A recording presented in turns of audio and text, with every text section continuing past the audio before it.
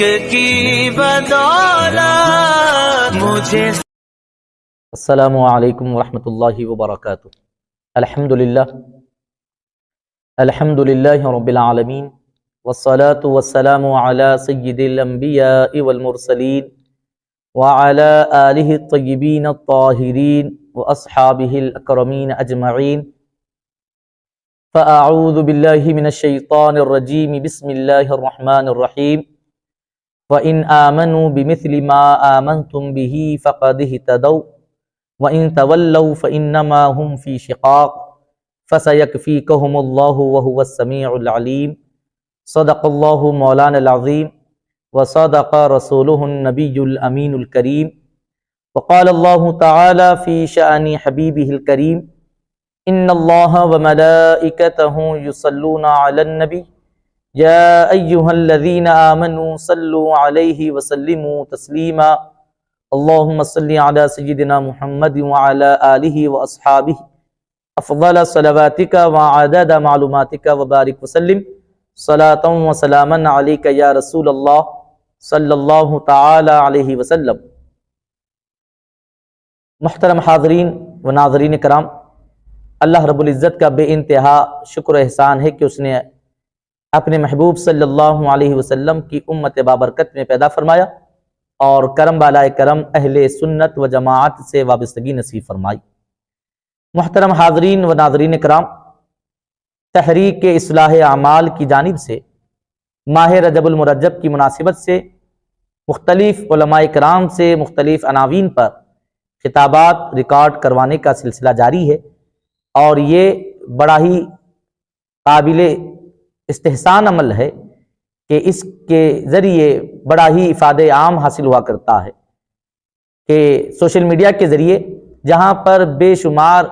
خرابیاں اور برائیاں عام ہوتی جا رہی ہیں، وہاں پر علماء کرام کے خطابات کو ریکارڈ کروا کر اور حساس موضوعات پر جن کے ذریعے عوام الناس کے ایمان اور عقیدے کے تحفظ کے فریضے کو انجام دیا جائے، اس کا اہتمام کرنا اور اس کے ذریعے یہ اچھے خطابات اور مواعظ کو عام کرنا، لوگوں کی تک پہنچانا، یہ یقیناً بڑا ہی قابل استحسان، قابل تقلید عمل ہے۔ مولا تعالیٰ اس کام سے جڑے ہر فرد کی کاوش کو قبول فرمائے، اور جن بزرگوں کی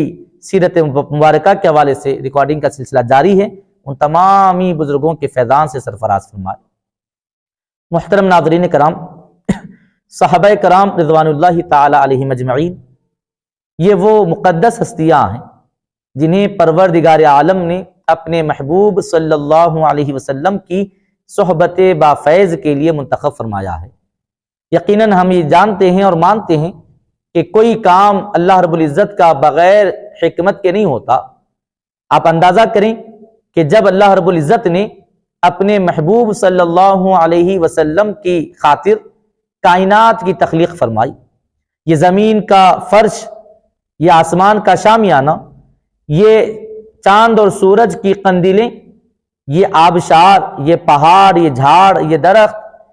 کائنات 18,000 عوالم اللہ رب العزت نے پیدا فرمائے، اور احادیث مبارکہ سے یہ بات ثابت ہے کہ یہ سب چیزیں مولا تعالیٰ اپنے حبیب صلی اللہ علیہ وسلم کی خاطر مولا نے تمام چیزوں کو پیدا فرمایا ہے۔ تو جس رب نے اپنے محبوب کو اس عالم رنگ و بو میں بھیجنے کے لیے اتنی حسین کائنات کو وجود بخشا ہے، اتنی خوبصورت دنیا کو پیدا فرمایا ہے، ہر چیز کو کمال کے ساتھ پیدا فرمایا ہے، جو رب اپنے محبوب کو جس جہان میں بھیجنا چاہتا ہے، اس رب نے اس جہان کو اپنے محبوب کے تصدق میں اتنا حسین و جمیل بنایا، تو اسی محبوب کی سنگت کے لیے جب جن ہستیوں کا انتخاب فرماتا ہے تو وہ پروردگار کتنے حسین اور کتنی خوبصورت دل والے، کتنا پاکیزہ قلوب والوں کا انتخاب کرتا ہوگا۔ ایک طرف یہ کہنا کہ اللہ رب العزت نے یہ تمام کائنات اپنے محبوب صلی اللہ علیہ وسلم کی خاطر پیدا فرمائی ہے، حبیب پاک صلی اللہ علیہ وسلم وجہ تخلیق کائنات ہے، آپ کی وجہ سے کائنات کو پیدا فرمایا گیا، اور اللہ رب العزت نے جب حبیب پاک علیہ السلام کے تصدق جس کائنات کو بنایا ہے، جہاں اپنے محبوب کو بھیجنا چاہتا ہے، اس جہان کو اتنا حسین و جمیل بنایا ہے، تو پھر ان کی صحبت اور سنگت کے لیے جن کا انتخاب فرمایا، تو کیا مولا تعالیٰ نے اس کے لیے کوئی اہتمام نہیں کیا ہے؟ یقیناً اہتمام فرمایا ہے، بلکہ حدیث مبارکہ میں نبی کریم صلی اللہ علیہ وسلم کا ارشاد پاک میں ملتا ہے کہ آقا علیہ السلام ارشاد فرماتے ہیں کہ اللہ رب العزت نے جب دنیا کی تخلیق فرمانا چاہا تو عالم ارواح میں ہی تمام بندوں کے قلوب پر نظر ڈالی، اور پھر ان تمام بندگان خدا کے قلوب میں سب سے زیادہ پاکیزہ، سب سے زیادہ بہترین میرے صحابہ کے دلوں کو پایا، تو اللہ رب العزت نے انہیں میری صحبت اور سنگت کے لیے مقرر فرما دیا، منتخب فرما دیا۔ صحابہ کرام رضوان اللہ تعالی علیہ مجمعین یقیناً نبی پاک علیہ السلام کے دنیا میں تشریف لانے کے بعد آقا علیہ السلام کی کاوشوں سے آپ یہ مقدس ہستیاں کلمہ پڑھ کر نبی پاک علیہ السلام کی دست رحمت پر کلمہ پڑھ کر داخل اسلام ہوئی ہیں، لیکن یہ بات ہمارے پیش نظر رہے کہ ان نبی پاک علیہ السلام کی صحبت اور سنگت کے لیے مولا تعالیٰ نے پہلے ہی سے ان کا انتخاب فرما دیا ہے، اور آقا علیہ السلام کیا فرماتے ہیں؟ ان کے دل سب سے زیادہ پاکیزہ ہیں، تمام بندگان خدا میں قیامت تک جتنے پیدا ہوں گے ان سب میں سب سے زیادہ پاکیزہ دل صحابہ کرام رضوان اللہ تعالی علیہ مجمعین کے ہیں۔ یہ بات بطور خاص بار بار اس لیے عرض کی جا رہی کہ آج کچھ لوگ ہیں جو یہ بتانا چاہتے ہیں کہ صحابہ کرام رضوان اللہ تعالی علیہ مجمعین کے دلوں میں کچھ قدورتیں تھی، ان کے دل پاک نہ تھے۔ اب آپ خود فیصلہ کریں کہ آپ کسی مورخ کی تاریخ پر اعتماد کریں گے، کسی مقرر کی تقریر پر اعتماد کریں گے، اپنے آپ کو محقق بتانے والے کسی نام نہاد محقق کی بات پر اعتماد کریں گے، یا پھر فرمان رسالت مآب علیہ السلام پر اعتماد فرمائیں گے؟ کوئی محقق، کوئی مؤرخ اگر صحابہ کرام رضوان اللہ تعالی علیہ مجمعین کل صحابہ کرام وہ چاہیں ابتدا میں السابقون الاولون میں سے ہونے والے ہوں، یا پھر وہ آخری وقت ظاہری حیات مصطفیٰ صلی اللہ علیہ وسلم کے اختتام تک بھی آقا کے آغوش رحمت پہ آنے والے ہوں، ہر وہ صحابی مراد ہیں، وہ چاہے صلح حدیبیہ سے قبل کے ہوں یا صلح حدیبیہ کے بعد ایمان لانے والے ہوں، تمام صحابہ کرام مراد ہیں۔ اگر کوئی یہ کہتا ہے کہ صحابہ کرام میں بس فلاں صحابی کے دل میں اہل بیت کو لے کر، یا فلاں صحابی کے دل میں کسی اور صحابی کو لے کر، کہ فلاں صحابی کے معاملات کو لے کر اگر کوئی ان باتوں کو تاریخ کے پنوں، تاریخ کی کتابوں کے حوالوں سے یہ بتانے کی کوشش کرتا ہے کہ ان کے دلوں میں صفائی نہ تھی، تو پھر وہ مؤرخ اور وہ محقق ہماری نظر میں ہرگز قابل اعتماد نہیں ہو سکتا، کیونکہ اس نے اپنی بات کے ذریعے حبیب پاک علیہ السلام کے مبارک ارشاد کی خلاف ورزی کی ہے۔ آقا علیہ السلام فرماتے ہیں کہ میرے صحابہ کائنات کے تمام بندگان خدا میں سب سے زیادہ پاکیزہ دل والے، جن کے دل بڑے ہی برکتوں اور قلوب بڑے ہی صاف ستھرے قلب والے ہیں۔ اللہ نے اسی خاطر ان کے دلوں کی پاکی اور صفائی کو دیکھا تو اسی خاطر انہیں میری صحبت اور سنگت کے لیے متعین فرمایا ہے۔ یہ تو تھی صحابہ کے انتخاب کی بات، اور پھر آپ دیکھیں نا یہ کس کی صحبت میں رہے ہیں؟ یہ نبی کریم صلی اللہ علیہ وسلم کی صحبت بابرکت میں رہتے ہیں، نبی کریم صلی اللہ علیہ وسلم کی چشم رحمت جن پر بارہا پڑتی ہے، آقا علیہ السلام کے مبارک کلمات، ارشادات یہ کسی راوی سے نہیں، راز حبیب پاک کی زبان اقدس سے سنتے ہیں۔ ایسی مقدس ہستیاں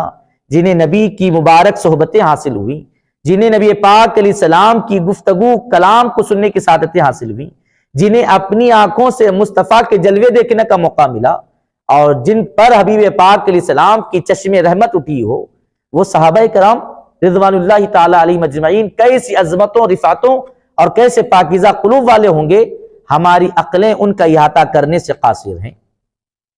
آپ دیکھیں نا آج خانقاہوں میں یہ بات مانی جاتی ہے کہ شیخ کی نظر اٹھ گئی تو مرید کی مقدر بدل جاتے ہیں، شیخ کی نظر پڑنے سے مقدرات بدل جاتے ہیں۔ یہ کون ہیں؟ یقیناً یہ سادات اکرام ہیں، یقیناً یہ نبی پاک علیہ السلام کی آل ہیں۔ حبیب پاک علیہ السلام کی نسبت نے ہمارے شیوخین کو، ہمارے مشائخین کی نظروں میں یہ کمال دیا ہے کہ یہ اپنے کسی مرید صادق پر اگر کرم کی نظر اٹھا دیں تو اس کا مقدر بدل جاتا ہے، اور وہ چور اچکا بھی رہا ہو تو اللہ کے ولیوں میں شامل ہو جاتا ہے، اس کی زندگی میں انقلاب پیدا ہو جاتا ہے۔ یہ کون ہیں؟ نبی کی نسل میں نبی کی آل ہونے کا شرف رکھنے والے اولیاء کرام کی نظروں کا کمال کا یہ عالم ہے۔ تو انہی اولیاء کرام، سادات کرام، شیوخین اور مشائخین اعظام کو جن کی نسبت کے صدقے یہ کمال حاصل ہوا ہے، وہ حبیب پاک علیہ السلام نے جب اپنی نظر کرم اٹھائی ہوں گی تو وہ صحابہ کرام رضوان اللہ تعالی علیہم اجمعین جن پر آقا کا کرم کی نظر ہوتی ہو، وہ صحابہ کی مقدرات کا عالم کیا ہوگا اور ان کی عظمتوں برکتوں کا عالم کیا ہوگا۔ آپ تحقیق کی بات کرتے ہوئے کسی حدیث کو ضعیف بتا لو، ٹھیک ہے، آپ کسی حدیث کو معتبر نہ ماننے کی بات کہہ لو، ٹھیک ہے، سند میں کسی راوی پر سوال اٹھا دو، ٹھیک ہے، لیکن کچھ تو اللہ نے عقل دی ہے، عقل سلیم عطا فرمائی ہے، کچھ تو اپنے آپ کو عقل رکھنے والوں میں شمار کرتے ہو، تو کچھ تو عقل کا استعمال کرو اور اتنا اپنے آپ میں جواب تلاش کرنے کی کوشش کرو کہ حضور غوث پاک رضی اللہ تعالیٰ عنہ کی بارگاہ میں ایک چور داخل ہوتا ہے اور میرے غوث پاک جب اس پر کرم کی نظر فرماتے ہیں تو آنے والے خضر کو کہتے ہیں کہ میری کمرے میں، میرے حجرے میں جو بیٹھا ہوا ہے اس کو لے جاؤ اور جس ابدال کے انتقال ہوا ہے اس کے مقام پر اس کو متعین کر دو۔ حضرت خضر علیہ السلام اسے کہتے ہیں کہ چل، تیرا مقدر کا فیصلہ ہو چکا ہے، میرے غوث نے تجھے ابدال بنا دیا ہے۔ وہ کہتا ہے کہ میں ابدال تو بڑے منصب والے ولی کو کہتے ہیں، میں تو ایک عام ولی بھی نہیں بلکہ مجھے مومن کہلانے پر بھی شرم آتی ہے کہ میں چور اچکا ہوں، میں یہاں پر بھی چوری کے لیے آیا تھا۔ حضرت خضر علیہ السلام کہتے ہیں تو آیا کیسے ہی تھا ہوگا، تو جب آیا تھا کچھ بھی تھا ہوگا، لیکن جب یہاں سے جائے گا تو جو عبد القادر جیلانی نے کہا وہ ابدال بن کر جائے گا۔ یہ غوث پاک جب کسی پر نظر کرتے ہوں تو وہ ابدال ہو جاتا ہے۔ تو غوث پاک کے جد نبی پاک جن پر نظر ڈالی ہو وہ صدیق اکبر کیا ہوں گے، وہ حضرت عمر کیا ہوں گے، وہ حضرت عثمان کیا ہوں گے، وہ اجلہ صحابہ کرام کیا ہوں گے۔ کم و بیش 1,24,000 صحابہ کرام کی جماعت میں ہر صحابی کی عظمت اور رفعت کیا ہوگی۔ یہ اپنی آنکھوں سے نبی کو دیکھتے ہیں اور نبی کی چشم کرم ان پر پڑتی ہے، کسی زاویے سے ہم ان کا احاطہ نہیں کر سکتے۔ برابری اور ان کے اندر کمی تلاش کرنا تو یہ یقیناً آسمان کی طرف دیکھ کر چاند پر تھوکنے کی حماقت کرنا ہے کہ چاند پر تو تھوک نہیں پہنچے گا، خود اپنی ہی چہرے پر اپنی تھوک کو برداشت کرنا ہوگا۔ مولا تعالیٰ اس سے ہماری حفاظت فرمائے۔ اور جہاں تک صحابہ کرام رضوان اللہ تعالیٰ علیہ مجمعین کی بات ہے، نبی پاک نے ارشاد فرمایا کہ تمام کائنات میں سب سے زیادہ پاکیزہ دل میرے صحابہ کے ہیں، قیامت تک کوئی ان کے جیسے پاکیزہ دل والا نہیں ہو سکتا، یہ میرے آقا نے فرما دیا ہے۔ اور پھر صحبت مصطفیٰ صلی اللہ علیہ وسلم نے ہر کمال ان میں پیدا فرمایا، اور وہ کمال کی انتہا دیکھیں کہ نبی کریم صلی اللہ علیہ وسلم خود ارشاد فرماتے ہیں، آپ فرماتے ہیں کہ لو انفق احدکم مثل احد ذهبا، آقا علیہ السلام فرماتے ہیں کہ تم میں سے کوئی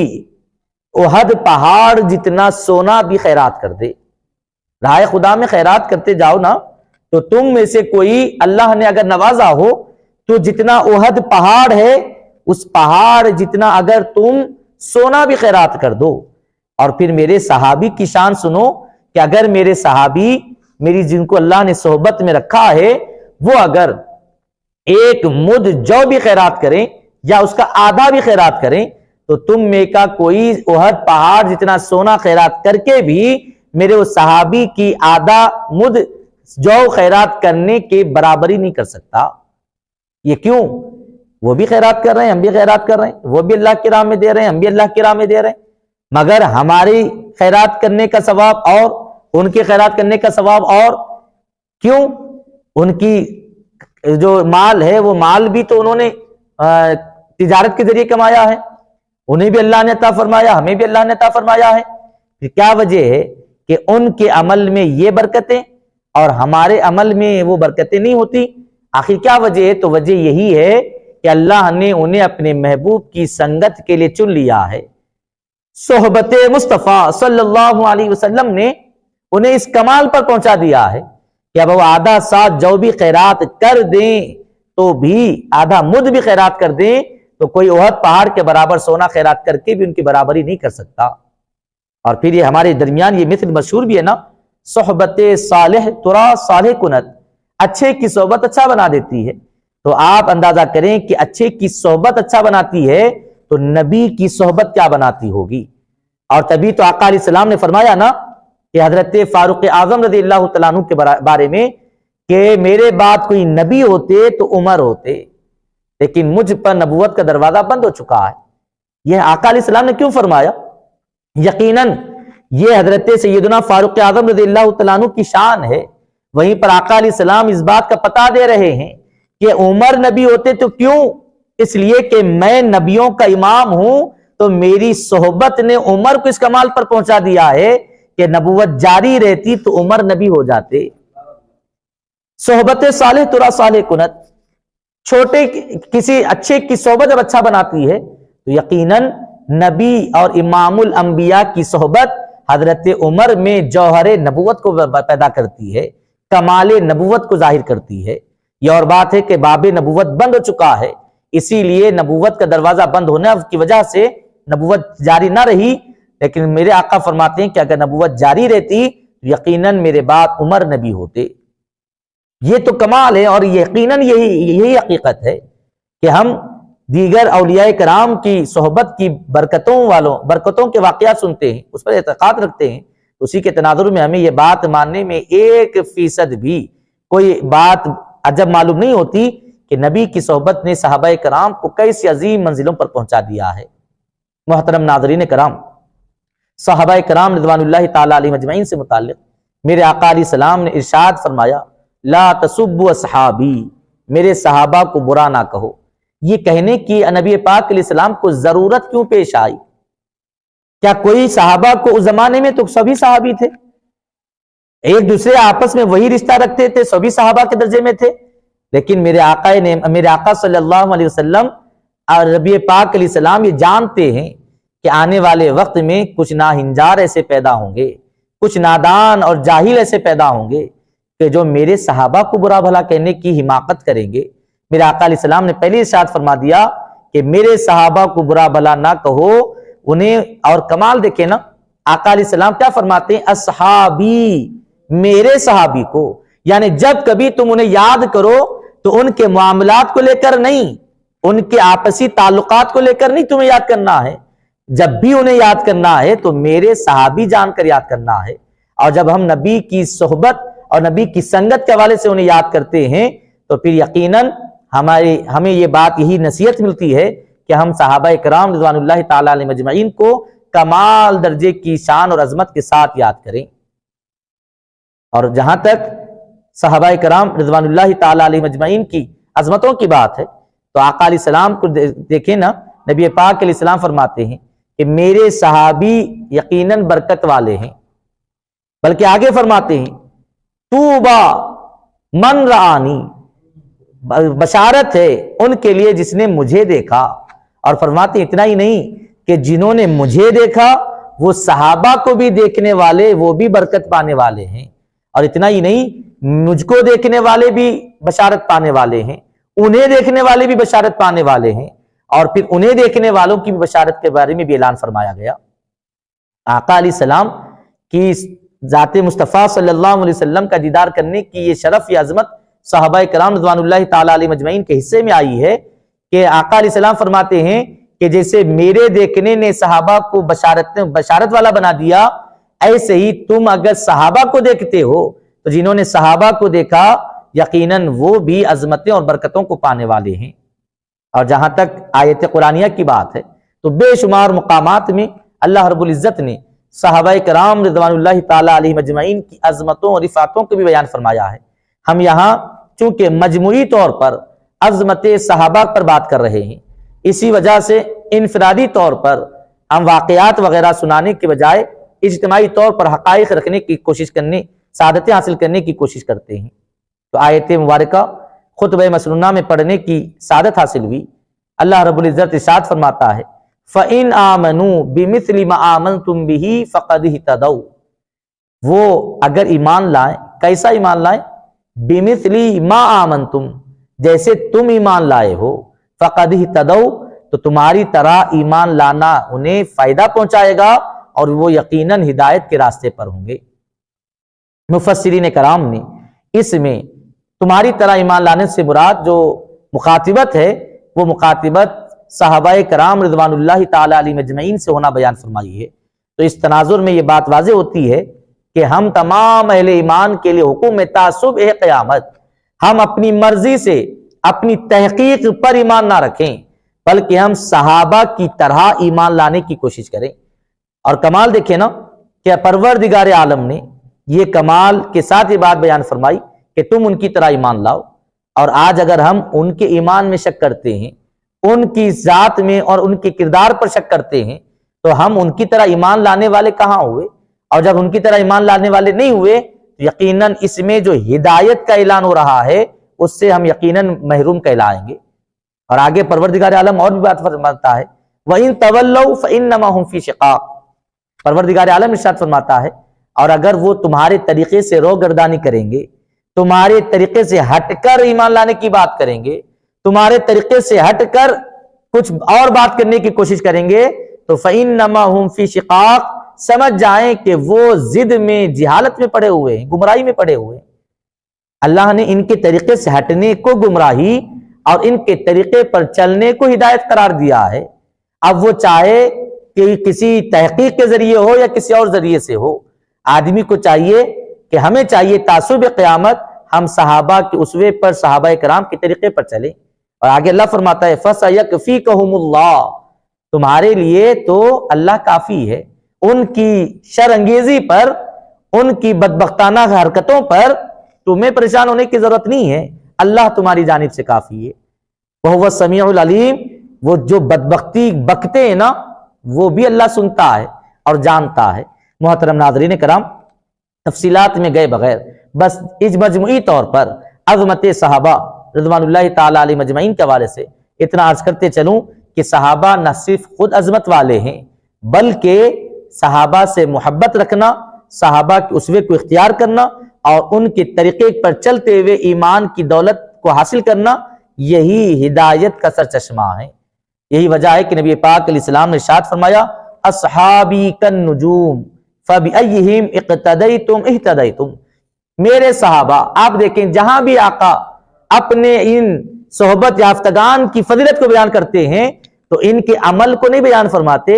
ان کو جو سرکار سے صحبت حاصل ہے اس نسبت اور صحبت کا اعلان فرماتے ہیں۔ اصحابی، میرے صحابی، کالنجوم، ستاروں کی مانند ہے، فبأیہم اقتدیتم اہتدیتم، تم ان میں سے جس کسی کی اقتداء کرو گے ہدایت پا جاؤ گے۔ یہاں ایک بات بڑے توجہ کے ساتھ عرض کرنا چاہتا ہوں، وہ یہ کہ کوئی اگر یہاں یہ سمجھتا ہے کہ کسی ایک کی اقتداء کر لیے تو ہماری بات بن جائے گی، سب کی اقتداء کرنا کہاں لکھا ہے؟ کسی ایک کی بھی اقتداء کر لو تو بات بن جائے گی۔ تو میں ان کو بتاتا چلوں کہ ہم الحمدللہ اہل سنت و جماعت ہیں، تو ہم تقلید کرتے ہیں، تو ہم ایک امام کے پیچھے چلتے ہیں مگر تینوں کو درست مانتے ہیں۔ امام شافعی اگر حنفی ہیں تو امام اعظم کے طریقے پر ضرور چلتے ہیں، لیکن امام شافعی، امام مالک، امام احمد بن حنبل علیہم الرحمۃ رضوان کو غلطی پر نہیں مانتے۔ اگر ہم یہ مانتے ہوں تو پھر ہمارا ان تینوں میں سے کسی ایک امام کو غلطی پر ماننا، ہمارا ایک امام کی تقلید کرنا ہم کو کوئی فائدہ نہیں دے گا، بلا تشبیہ و بلا تمثیل۔ کسی ایک کی اقتداء کرو لیکن جتنے صحابہ ہیں کسی کو برا نہ کہو۔ اگر ہم کسی ایک کی تقلید کی بات کریں اور دیگر صحابہ کرام میں ان کی شان میں گستاخی کرنے لگ جائیں بدبختی کے ساتھ، تو پھر اس ایک صحابی کی تقلید بھی کام نہیں آنے والی ہے۔ اگر جس صحابی کی ہم تقلید کرتے ہوں وہ اگر ہمارے حصے میں کام آئے تو اس کے لیے لازم ہے کہ ہم تمام صحابہ کے ادب کرنے والے ہوں۔ اور محدثین کرام نے اس پر نکات بیان فرماتے ہوئے ارشاد فرمایا کہ آقا علیہ السلام کا یہ فرمانا کہ فَبِأَيِّهِمْ اِقْتَدَيْتُمْ اِهْتَدَيْتُمْ، یہ جانب اشارہ ہے کہ تمہیں زندگی گزارنے میں مختلف مراحل پیش آتے ہیں، تم اگر جب بھی تمہیں کوئی مرحلہ پیش آئے تو یہ میں نے اپنے صحابہ کو، میری صحابہ کی جماعت میں تمہیں تعصب ہے قیامت، کوئی بھی مرحلہ پیش آئے تو تم میرے صحابہ کی طرف دیکھنا، یقیناً تمہیں میرے صحابہ میں ہر اس کام کو انجام دینے میں کوئی نہ کوئی تمہارا رہبر اور پیشوا مل جائے گا۔ یہ کمال نبی پاک علیہ السلام کا ہے کہ آپ دیکھیں نا کہ کوئی شاگرد کسی استاد کے پاس جاتا ہے استاد کوئی ایک فن میں ماہر ہوتا ہے تو شاگرد میں اسی فن کو لے کر کمال آتا ہے، اور اگر استاد میں کئی فنون جمع ہو جائیں تو پھر شاگرد میں بھی وہ تمام فنون کا کمال ظاہر ہونے لگتا ہے۔ پھر ایک منزل وہ آتی ہے کہ استاد کو اپنے شاگرد پر اتنا اعتماد ہو جاتا ہے، وہ کہتا ہے کہ اب اگر کبھی تمہیں کوئی مسئلہ بھی پیش آئے تو میرے فلاں شاگرد سے رجوع کر لو، تمہیں مسئلے کا حل مل جائے گا۔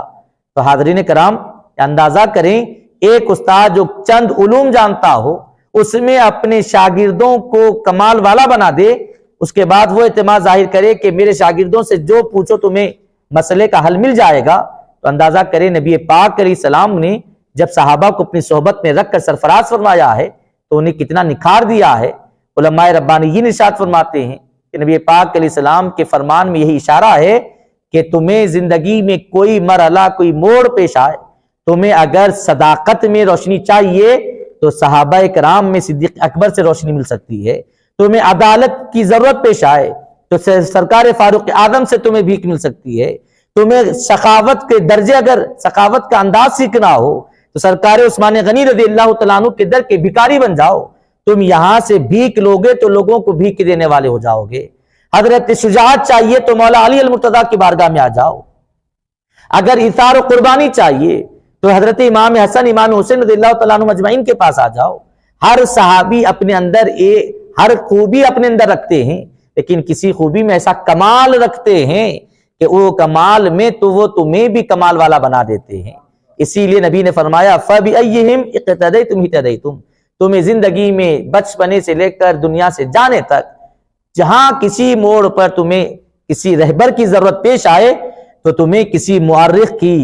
کسی محقق کی طرف دیکھنے کی ضرورت نہیں ہے، میں نے جنہیں نکھارا ہے، میں نے جنہیں سنوارا ہے، میرے وہ مقدس صحابہ کی جماعت کی طرف دیکھو،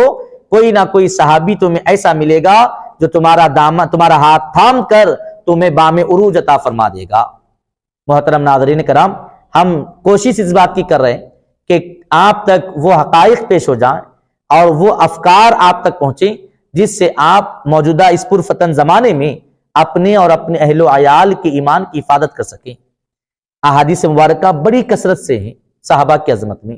کثرت سے آیات مبارکہ بھی موجود ہیں صحابہ کی جس میں شان اور عظمت کو بیان کیا گیا ہے، لیکن کم آیات اور احادیث مصطفیٰ صلی اللہ علیہ وسلم ہی ذکر کی گئی، کیونکہ ہر کس و ناکس آیات قرآنیہ اور احادیث نبویہ کو یاد رکھنے کی استطاعت نہیں رکھتا۔ تو کوشش اس بات کی ہم کرتے ہیں کہ کچھ عقلی باتیں ایسی آپ تک پہنچائی جائیں تاکہ ان باتوں کے ذریعے موقع ملے تو نہ صرف آپ اپنی ایمان اور عقیدے کی حفاظت کر سکیں، بلکہ کوئی ناہنجار اگر سامنے آ جائے تو انہی حقائق کی روشنی میں اس کو کیفر کردار تک پہنچانے کا حوصلہ اور جذبہ بھی اپنے اندر پائیں۔ صحابہ کرام رضوان اللہ تعالی علیہ مجمعین، بالکل آخری بات عرض کرتا ہوا اپنی بات کو سمیٹ رہا ہوں کہ آپ دیکھتے چلیں کہ نبی کریم صلی اللہ علیہ وسلم نے اپنے صحابہ کرام کی کس شان کے ساتھ تربیت فرمائی ہے کہ آپ اندازہ کریں غزوہ خندق کا موقع، صحابہ کرام کا نبی پاک علیہ السلام سے متعلق کیسا نظریہ ہے اور نبی پاک علیہ السلام صحابہ کو کس نظر سے دیکھتے ہیں۔ صحابہ کرام غزوہ خندق کا موقع، خود نبی کریم صلی اللہ علیہ وسلم خندق کھودنے میں مصروف ہیں، خود آقا علیہ السلام نے زحمت گوارہ فرمائی۔ صحابہ کرام رضوان اللہ تعالی علیہ مجمعین کبھی تھک بھی جاتے بشری تقاضے کے مطابق، لیکن جب کبھی تھک جاتے تو نبی پاک علیہ السلام کی طرف دیکھتے اور ایک ہمت اور ایک حوصلہ لے کر یہ کہتے کہ لئن قعدنا والنبی یعمل لذلک منا العمل المضلل، صحابہ کہتے ہیں کہ ہم بیٹھے رہیں اور نبی کام کریں، ہمارا یہ عمل یقیناً ہمیں گمراہی کی طرف لے جائے گا۔ نبی کی بارگاہ کا یہ ادب صحابہ کرتے ہیں۔ آقا علیہ السلام نے یہی کلمات سنے تو آپ دیکھیں کس شان کے ساتھ سرکار انہیں اپنی دعاؤں میں یاد فرماتے ہیں، ارشاد فرماتے ہیں کہ ان العیش عیش الاخرہ، یقیناً زندگی تو آخرت والی زندگی ہے، فاصلح الانصار والمہاجرہ، کہ اللہ انصار اور مہاجرہ کے حالات کو درست فرما دے۔ آقا علیہ السلام کی یہ جو دعائیں جنہوں نے پائی ہیں ان کی زندگیوں میں عیوب تلاش کرنے کی کوشش کرنا یقیناً یہ صریح حماقت اور جہالت ہے۔ ایسوں کو چاہیے کہ اللہ رب العزت کی بارگاہ میں وہ توبہ کریں اور صحابہ کرام رضوان اللہ تعالی علیہ مجمعین کی مبارک زندگیوں کو پڑھیں اور سمجھنے کی کوشش کریں، اور صحابہ کی، اور یہ کہاں ہوتا ہے، یہ بات بطور خاص عرض کرتا چلوں، یہ غلطی پر یہ اس درجے یہ کیوں پہنچے؟ انہوں نے صحابہ کو ایک فرد سمجھ کر ان کی زندگیوں کو پڑھا۔ یہ بڑی اہم بات عرض کر رہا۔ صدیق اکبر رضی اللہ تعالیٰ عنہ کی سیرت پاک پڑھی تو صدیق اکبر کو ایک فرد سمجھا، حضرت سیدنا فاروق اعظم کی سیرت پاک پڑھی تو ایک فرد سمجھ کر پڑھا، دیگر صحابہ کرام کے بارے میں پڑھا تو ایک فرد جان کر پڑھا۔ یہی ان کی سب سے پہلی غلطی ہے کہ شیطان نے انہیں ہوا دے کر گمراہی کے راستے پر چلا دیا۔ صحابہ کی سیرتیں انہیں ایک فرد جان کر نہیں، نبی کے ساتھی جان کر پڑھنے کی ضرورت ہے کہ جو کچھ ان کے پاس ہے وہ نبی کا عطا کیا ہوا ہے، ان کی سوچ نبی کی عطا ہے، ان کی فکر نبی کی عطا ہے، ان کا رہن سہن نبی کی عطا ہے، ان کا تمام معمولات، وہ خلافت راشدہ پر آ کر جو فیصلے ہوئے وہ فکر انہیں نبی کی صحبت سے ملی ہے۔ جب نبی کی صحبت کے تناظر میں ہم دیکھتے ہیں تو خدا کی عزت و جلال کی قسم 1400 سال میں ہمارے اکابرین نے ان میں بس کمال ہی کمال دیکھا ہے، تو آج ہمیں بھی ان میں کمال ہی نظر آئے گا۔ ایک فرد جان کر دیکھو گے تو پھر مورخین اور محققین کی بہاؤ میں بہتے چلے جاؤ گے۔ پہلے طے کر لیں کہ ہم کس کے بارے میں پڑھ رہے ہیں۔ ہم کسی فرد کے بارے میں نہیں پڑھ رہے، ہم نبی پاک علیہ السلام کی صحبت میں رہنے والے، ایمان کی دولت پانے والے اور آقا علیہ السلام کے لمحے لمحے سے استفادہ کرنے والوں سے فیض پا رہے ہیں اور ان کی سیرت مبارکہ پڑھ رہے ہیں۔ اور وہ صحابہ جو اتنے بے چین ہو جاتے، آپ اندازہ کریں نا، آپ صحابہ کرام رضوان اللہ تعالی علیہ مجمعین کی وارفتگی دیکھیں کہ آقا علیہ السلام کے ظاہری وصال پاک کے بعد میں اذان کہنے والے حضرت بلال رضی اللہ تعالیٰ عنہ مدینے کی گلیوں میں رہنا برداشت نہیں کرتے، اس لیے کہ آقا کی یاد آتی ہے اور گوارا نہیں ہوتا رہ پاؤں، چلے گئے، دور چلے گئے۔ اور پھر جب وصال کا انتقال کا وقت آیا تو آقا علیہ السلام نے خواب میں تشریف لا کر فرمایا کہ اے بلال، یہ کیسی جفا ہے، ہم سے دور ہو۔ جیسے ہی خواب دیکھا، صبح اٹھنے تک کا بھی انتظار نہیں کیا، صبح نمودار ہوتی اس سے پہلے ہی رخت سفر باندھا، مدینے کی طرف ہجرت کر روانہ ہو گئے۔ اور جب مدینے پاک پہنچے تو آپ، یہ بات بڑی قابل غور ہے، آپ دیکھیں کہ لوگوں کو پتا چلا کہ بلال آئے ہیں رضی اللہ تعالیٰ عنہ۔ لوگوں نے کیا کہہ کر استقبال کیا؟ نبی کی بارگاہ وقت میں اذان کہنے والے حضرت بلال آئے ہیں، اور لوگ آ کر حضرت بلال سے نہیں کہتے کہ بلال اذان کہو، چلو اذان کا موقع ہے تم بھی کہو، نہیں، بلکہ کہتے ہیں کہ اے بلال، وہی اذان جو نبی کو سناتے تھے ہمیں سنا دیا کرو۔ حضرت بلال کا انداز دیکھیں، کہتے ہیں کہ میں وہ اذان سنانے کی طاقت نہیں رکھتا۔ کیوں؟ اس لیے کہ ہمیشہ جب اذان کہتا تھا تو اشہد ان محمد رسول اللہ پر پہنچتا تو جن کی رسالت کی گواہی دیتا اپنی آنکھوں سے اسی ذات کے جلووں کو دیکھ لیا کرتا تھا۔ اب وہ گواہی دوں گا اور آنکھوں کے سامنے وہ جلوے نہیں ہوں گے تو برداشت نہیں ہوگی۔ لوگوں نے اصرار کیا تو حسنین کریمین لوگوں نے کہا کہ بلال کسی کی نہیں مانیں گے، بلال کسی کی مانیں گے تو وہ نبی کے نواسے حسنین کریمین کی مانیں گے۔ آپ دیکھیں صحابہ کے درمیان کتنی محبتیں ہیں اہل بیت اطہار سے۔ حسنین کریمین جو کہ ابھی کوئی زیادہ بڑی عمر نہیں ہے، حضرت بلال سے کہتے ہیں کہ بلال وہی اذان سناؤ جو نانا کو سناتے تھے۔ سب کو ٹالا بلال نے، لیکن جب شہزادوں نے کہا تو ہار مان لی، کہا کہ میں سب کو نہ کہہ سکتا ہوں، جن کو دیکھ کر نبی یاد آتے ہوں وہ شہزادوں کو نہ نہیں کہہ سکتا۔ اور پھر اذان دینے کے لیے آمدہ ہو گئے، اور پھر جب اس مقام پر پہنچے اشہد ان محمد رسول اللہ پر تو پھر جلوہ مصطفیٰ نظر نہ آیا تو اذان ادھوری رہی۔ حضرت بلال نے وہیں اپنی جان کو قربان کر دیا۔ یہ صحابہ اسی محبت رکھنے والے۔ آج ہم بڑا دعویٰ کرتے ہیں نبی سے محبت، ہمیں جان دینا تو دور کی بات ہے، کچھ پیسے نکالنا ہمارے لیے دشوار ہو جاتا ہے۔ نبی جس نماز کو آنکھوں کی ٹھنڈک قرار دیے، اس نماز کے لیے اپنے گھر سے نکل کر مسجد آنا ہم پر بار ہو جاتا ہے۔ ہم ایسے محبت کرنے والے، اور مقابلہ کس سے؟ جو نبی کو یاد کریں اور نبی نظر نہ آئے تو جان قربان کر دیں، ایسے صحابہ سے دعویداری۔ حاضرین کرام، ہمیں سمجھ لینے کی ضرورت ہے۔ اور بالکل آخری بات عرض کرتے ہوئے بات کو تمام کرنا ہے، وہ یہ کہ بتا دوں کہ صحابہ کو دیکھ کے صحابہ کیا مانتے ہیں۔ حضرت سیدنا فاروق اعظم رضی اللہ تعالیٰ عنہ سے سیرت پاک میں بتایا گیا کہ ایک مرتبہ آپ ایک وادی سے گزرنے لگے اور اس وادی میں آتے ہی آپ کی آنکھوں میں آنسو آ گئے۔ لوگوں نے دیکھا، ساتھ والے مصاحبین نے دیکھا تو کہا کہ امیر المومنین آپ اس وادی میں آنے سے پہلے تو خوش و خرم تھے، ہنستے بولتے مسکراتے ہمارے در ساتھ دیتے ہوئے آ رہے تھے، اچانک یہ کیا ہوا کہ اس وادی میں آتے ہی آپ کی آنکھوں میں آنسو؟ حضرت سیدنا فاروق اعظم فرماتے ہیں کہ لوگوں، یہی وہ وادی ہے جہاں میں بچپنے میں اپنے والد خطاب کے ساتھ بکریاں چرانے کے لیے آیا کرتا تھا، بکریاں چرایا کرتا تھا، اور چونکہ میں چھوٹا تھا، بکریاں چرانے کا کوئی تجربہ نہ تھا، مجھ سے بکریاں نہیں سنبھلتی تھی، ایک کو پکڑتا دوسری بھاگتی، اسے پکڑتا تیسری بھاگتی۔ میرا باپ خطاب مجھے دیکھ کر تانا دیتے ہوئے کہتا کہ اے عمر، افسوس ہے تجھ پر، تجھ سے بکریاں نہیں سنبھالی جا رہی، تو بڑا ہو کر کوئی بڑا کام نہیں کرے گا۔ حضرت سرکار فاروق اعظم کے ارشاد پر قربان جائیں، فرماتے ہیں کہ سنو، کل خطاب کے بیٹے کی حیثیت یہ تھی کہ وہ بکریاں سنبھال نہیں سکتا تھا، اور آج نبی کے غلام عمر کی شان یہ ہے کہ 22 لاکھ مربع میل پر حکومت کرتا ہے۔ نبی نے اپنی غلامی میں رہ کر ایسے سرفراز کیا ہے، یہ صحابہ مانتے۔ حضرت عمر اس کو اپنا کمال نہیں کہہ رہے، اپنی کریڈٹ نہیں کہہ رہے کہ میں اتنا جری ہوں، اتنا بہادر ہوں کہ دیکھو میں نے 22 لاکھ مربع میل پر حکومت سنبھال لی ہے۔ کہتے ہیں کہ بس نبی کی نسبت سے ہوا ہے، نبی نے اپنی صحبت میں رکھ کر سنوارا اور نکھارا ہے، نبی پاک نے اپنی صحبت میں رکھ کر سرفراز فرمایا ہے۔ صحابہ یہی بتاتے ہیں کہ ہم کو دیکھو تو ہمیں نہیں دیکھو، ہمیں نوازنے والے، سرفراز کرنے والے، ہمیں نکھارنے والے آقا کی صحبت کے ساتھ دیکھو۔